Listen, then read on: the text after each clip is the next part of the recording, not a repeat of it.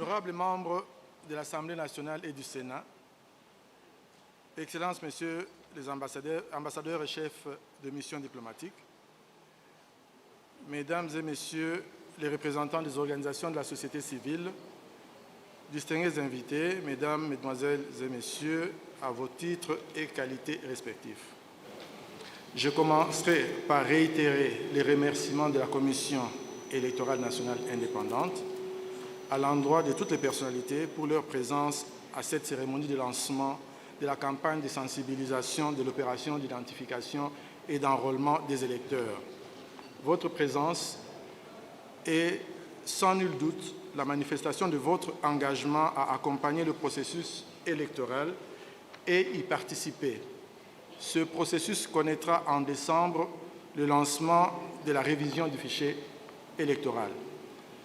J'aimerais redire que mon équipe et moi travaillons dans un contexte différent et sommes engagés à faire les choses différemment.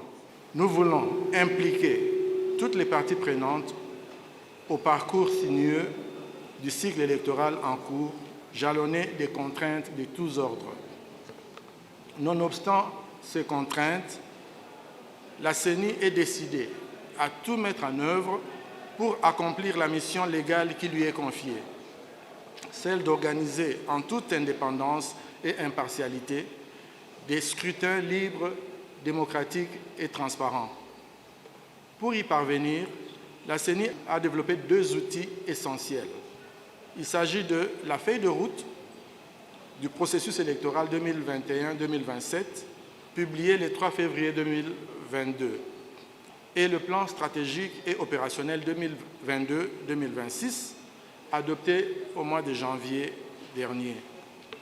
La feuille de route du processus électoral énumère les grandes opérations préélectorales, électorales et post-électorales que la CENI compte mener. Il s'agit notamment de l'actualisation de la cartographie opérationnelle qui a permis de dresser la cartographie des centres d'inscription. Ensuite, de l'opération d'identification et d'enrôlement des électeurs qui sera lancée au mois de décembre 2022. Vient après l'organisation des élections directes et indirectes du cycle électoral et enfin des activités de pérennisation du processus électoral. Quant au plan stratégique et opérationnel, il est décliné en 5 piliers, à savoir la construction d'une image de la CENI qui renforce sa crédibilité, l'amélioration de la qualité du service rendu pour accroître l'efficacité, le renforcement des relations avec les parties prenantes pour une plus grande confiance, la construction d'une nouvelle culture d'inclusivité pour une plus grande adhésion et enfin l'engagement d'une politique de mobilisation et de gestion durable et efficace de ces ressources pour assurer la pérennité de la CENI. La mise en œuvre de ces deux outils, qui seront bientôt complétés par le calendrier électoral le mois prochain, constitue un véritable challenge pour l'équipe dirigeante de la CENI qui n'entend ménager aucun effort pour le relever.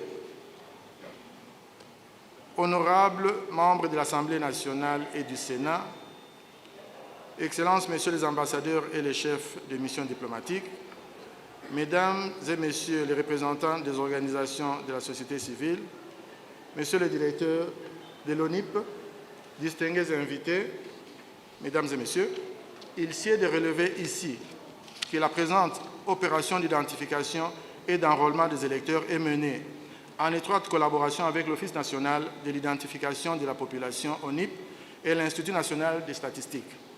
Cette mutualisation opérationnelle va consister en la mise en commun des ressources humaines, techniques, logistiques et matérielles dédiées à la réalisation des activités communes.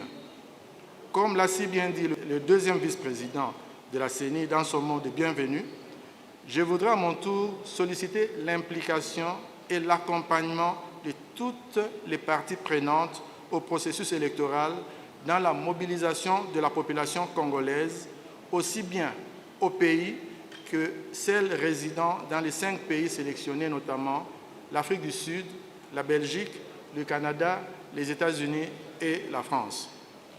Ceci assurera le succès de l'opération d'identification et d'enrôlement des électeurs pour permettre à la CENI de constituer un fichier électoral conforme aux normes et standards internationaux et délivrer de nouvelles cartes d'électeurs. En plus, ce fichier électoral sera utile non seulement à la CENI, mais aussi à l'ONIP lorsqu'il s'agira de poursuivre l'opération d'identification de la population et la délivrance de la carte d'identité nationale. C'est sur cette note de mobilisation de toutes les parties prenantes et de la population congolaise dans son ensemble et dans sa diversité que je lance ce jour la campagne de sensibilisation de l'opération d'identification et d'enrôlement des électeurs. Je vous remercie.